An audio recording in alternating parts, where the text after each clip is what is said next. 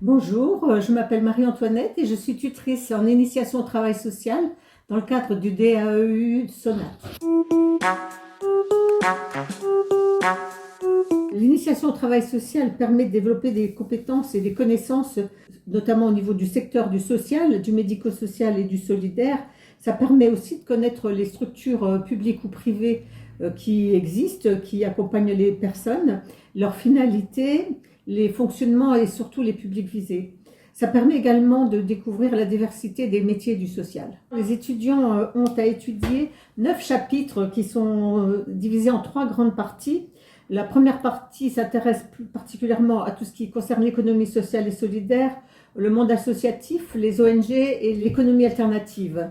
La seconde partie s'intéresse davantage à l'accompagnement des personnes en difficulté, qu'elles soient porteuses de handicap, de difficultés sociales ou économiques, et aussi des structures d'insertion par l'activité économique. La troisième partie s'intéressera davantage au métier d'éducateur spécialisé. Tous se disent contents d'apprendre beaucoup de choses, ça leur ouvre des perspectives, ça leur donne des outils pour mieux comprendre le monde autour d'eux, mieux comprendre l'actualité, les choix qui sont faits au niveau politique. Ça ouvre également des perspectives professionnelles et donc ça les aide aussi pour aborder les sélections pour entrer dans des écoles et dans des formations qualifiantes. Et donc voilà, c'est une formation qui est très agréable et tout le monde a l'air de bien y trouver son compte. Les étudiants qui choisissent l'option initiation au travail social ont des projets très variés, très divers. Souvent, il arrive que les personnes s'inscrivent à des formations qualifiantes. Ils passent les sélections pour entrer dans des écoles d'éducateurs, d'assistantes sociales ou dans les métiers médicaux, comme l'école d'infirmière. Certains choisissent la fac de lettres et notamment la filière de psychologie. On a eu des étudiants qui ont découvert notamment l'économie sociale et solidaire, qui ont pu développer des projets spécifiques, notamment une épicerie solidaire est née suite à une option initiation au travail social. Il n'y a pas de niveau requis pour suivre l'initiation au travail social. Par contre, il faut à minima savoir un peu rédiger. Il y a dans la matière initiation au travail social 2 visioconférences. Les étudiants sont invités à rejoindre le tuteur au cours d'une réunion, donc en visio, où sont abordés les thèmes qu'il est utile d'aborder, des commentaires sur les devoirs, sur les travaux en cours, etc.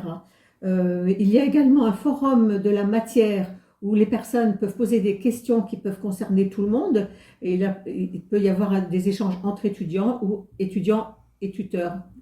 Il y a également une messagerie privée pour des questions d'ordre plus privé, donc que le tuteur reçoit et donc peut répondre individuellement pour des problématiques plus complexes. Dans la matière d'initiation au travail social, on observe que c'est souvent des publics qui ont quitté le système scolaire ou de formation depuis des années et qui sont un peu anxieux et qui doutent de leur capacité. Donc le tuteur est là pour les rassurer sur leur capacité à suivre la formation et à réussir. Et donc nous sommes là aussi pour apporter des notions complémentaires, renseigner s'il y a une incompréhension sur un thème, amener d'autres informations complémentaires. Voilà, les tuteurs sont des personnes disponibles et bienveillantes qui sont là tout au long du cursus. L'évaluation du travail des étudiants se fait à l'occasion de 2 devoirs, d'un examen blanc et d'un examen final. Ces 2 devoirs, l'examen blanc et l'examen final, sont notés, les notes comptent pour l'évaluation finale, donc l'obtention ou non du DAEU. À la fin de chaque jalon étudié, il y a des exercices à réaliser. Ce n'est pas noté, les notes ne sont pas prises en compte pour l'évaluation finale de la formation. C'est une auto-évaluation qui permet aux étudiants de suivre leur propre progrès, de voir qu'est-ce qu'ils retiennent ou pas du jalon qu'ils viennent d'étudier. Les devoirs et l'examen final se présentent la plupart du temps sous forme de commentaires de documents. Cet examen fait appel à des compétences qui sont travaillées pendant la formation et qui sont demandées, voire exigées dans le secteur du travail social. C'est-à-dire qu'il faut savoir considérer une situation, l'évaluer, l'analyser, pouvoir rédiger des observations et donner un point de vue personnel sur la situation. C'est un exercice auquel les étudiants sont préparés tout au long de la formation, donc ils n'ont pas de mauvaises surprises le jour de l'examen final. Il n'y a pas de difficulté particulière, tout un chacun peut aborder les sujets traités de manière très simple.